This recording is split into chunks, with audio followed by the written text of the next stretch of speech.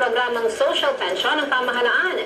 Ipinagpasalamat naman ng mga nakatatanda ang tinanggap na ayudang pinansyal na magagamit sa kanilang pang-araw-araw na gastusin. Si Mike Sigaralang may balita.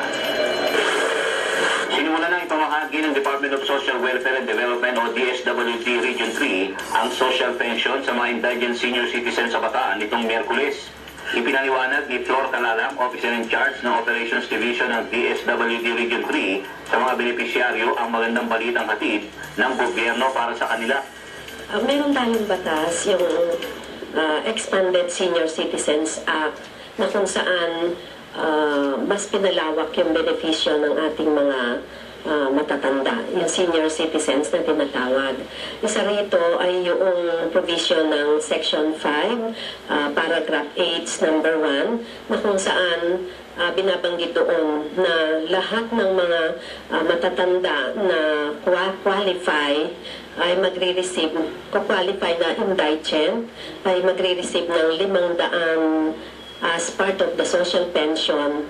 Ayon pa kay Calalang, quarterly ang sistema ng pamamahagi ng naturang benepisyo ng mga matatanda kaya't umabot sa 1,500 pesos ang kanilang naipamahagi sa bawat benepisyaryo. Pero may paglilinaw si Calalang kaugnay sa mga napiling bibigyan na kanila ay dumaan sa mahabang proseso simula pa noong taong 2009. Kung mahigit lang 100 itong nasa first batch ng Bataan.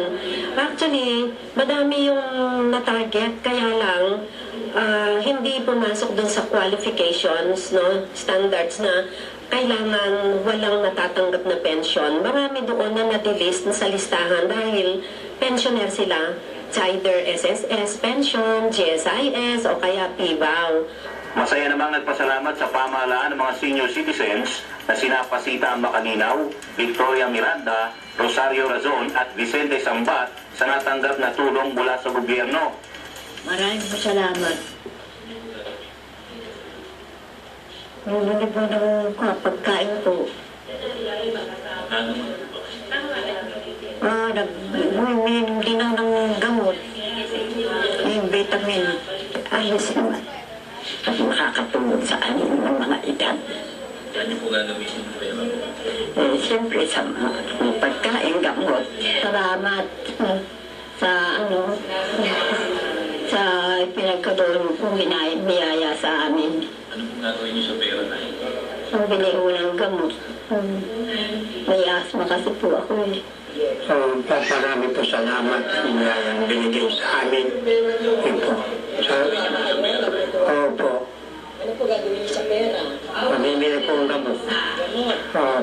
Sa pagkain ko.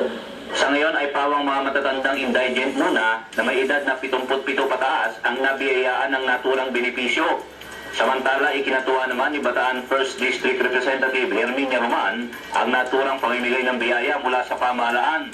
Si Congresswoman Roman ay siya rin pangunahing tagapagsulong ng mga benepisyo ng mga matatanda sa Kongreso, lalo na sa mga veterano ng ikalawang digmaang pandaigdig. Ako'y nagagalak na ang mga senior citizen ay nare-recognize, and I think that project is part of the Expanded Senior Citizens Act of 2003 and subject to review after 2 years to see the effectivity of the project. At binabati ko ang DSWD sa napakagandang proyektong ito. Ako si Mike Sigarang nagulat para sa CLTV 36 Balitaan.